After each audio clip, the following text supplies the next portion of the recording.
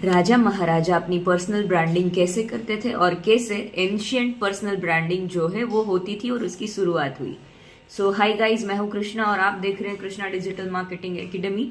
पिछले एपिसोड में हमने जाना था कि सिल्क रूट क्या है, कैसे सिल्क रूट ने पूरी दुनिया के ट्रेड को, बिजनेस को बदला और कैसे इंटरनेशनल मार्केटिंग जो है, इंटरनेशनल ट्रेड जो है वो स्टार्ट हुई और वहां से इंडिया का जो बिजनेस है वो पूरी दुनिया में फैला। तो आज हम जानेंगे कि राजा महाराजा जो है वो अपनी पर्सनल ब्रांडिंग कैसे करते थे। जैसे कि पहले हम जानते थे कि 1947 से पहले इंडिया में हम जब आजाद हुए, इससे पहले बहुत सारे अलग अलग स्टेट हुआ करते थे, अलग अलग छोटे छोटे स्टेट के अलग अलग किंग हुआ करते थे और सरदार वल्लभ भाई पटेल जिन्होंने पूरे इंडिया को इकट्ठा किया। मगर उससे पहले जब अंग्रेज हम पे राज कर रहे थे तो क्यों वो हम पे रूल कर पाए? क्योंकि सारे लोग अलग अलग थे, सबके छोटे छोटे राज्य थे, सबकी अपनी अपनी सोच थी और सबके अपने अपने रूलिंग के तरीके थे। मगर आज हम जानेंगे कि उस टाइम पे पर्सनल ब्रांडिंग कैसे होती थी। कि जैसे कि ना तो इंस्टाग्राम था, ना फेसबुक था, ना कोई ऐसी ब्रांडिंग की प्रमोटिंग चीज थी। उस टाइम पे जब फेस्टिवल्स वगैरह हुआ करते थे तब उस ड्यूरेशन में लोग अपने अपने तरीके से अपनी चीजों को प्रमोट करते थे, मगर फिर भी वो भी चीजें एक ड्यूरेशन से लोग कर पाते थे। तो उस ड्यूरेशन में ब्रांडिंग मतलब कि सबसे ज्यादा जरूरी हर एक राज्य का जो है ध्वज होता था, फ्लैग हम बोलते हैं।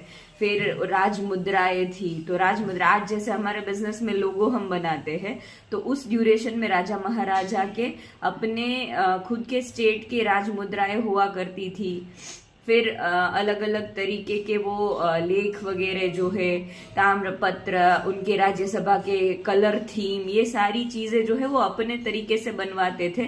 जैसे कि उनकी राजमुद्रा किसी भी जगह जाए तो लोगों को तुरंत पहचान में आ जाए कि ये इस राज्य की है और इस तरीके से जो है वो इसका प्रॉपर हुआ है। उसी तरीके से सबके जो है अलग अलग चिन्ह वगैरह होते थे। मगर उस ड्यूरेशन में भी जैसे कि आज हम किसी कंपनी को बहुत अच्छे से जानते हैं जिनका ब्रांड वैल्यू बहुत अच्छा है, कि सिर्फ नाम सुनते ही उनका लोगो दिमाग में आ जाता है, उसी तरह बहुत ही न्यायप्रिय होते थे, किसी की रेपुटेशन बहुत होती थी, जनता के सेवक होते थे, अच्छे अच्छे काम करने वाले राजाओं को लोग बहुत अच्छे तरीके से याद रखते थे।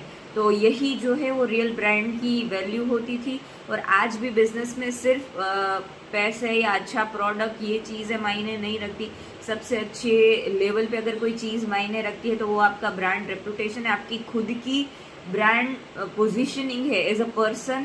फिर आता है आपका प्रोडक्ट, फिर आती है आपकी जो है reputational base, communication base, behavioural things, बहुत सारी ऐसी चीज़ें, आपकी लीडरशिप।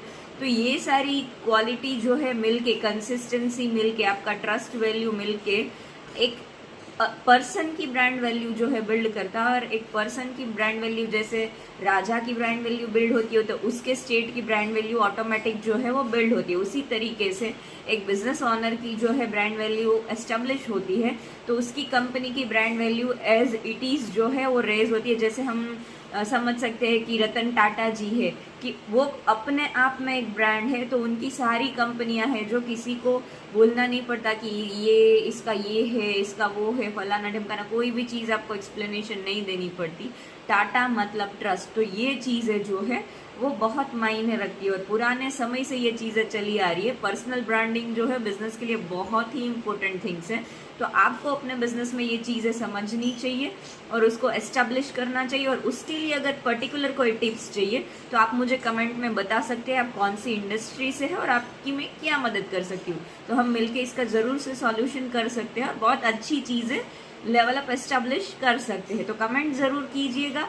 और अगले एपिसोड में जो है हम देखेंगे कि मार्केटिंग जो है, कॉइन करेंसी कैसे स्टार्ट हुई, मार्केटिंग की करेंसी ट्रेड कैसे प्रॉपर पोजीशनिंग हुआ और रियल मार्केटिंग की जो है करेंसी बेस्ड शुरुआत कैसे हुई।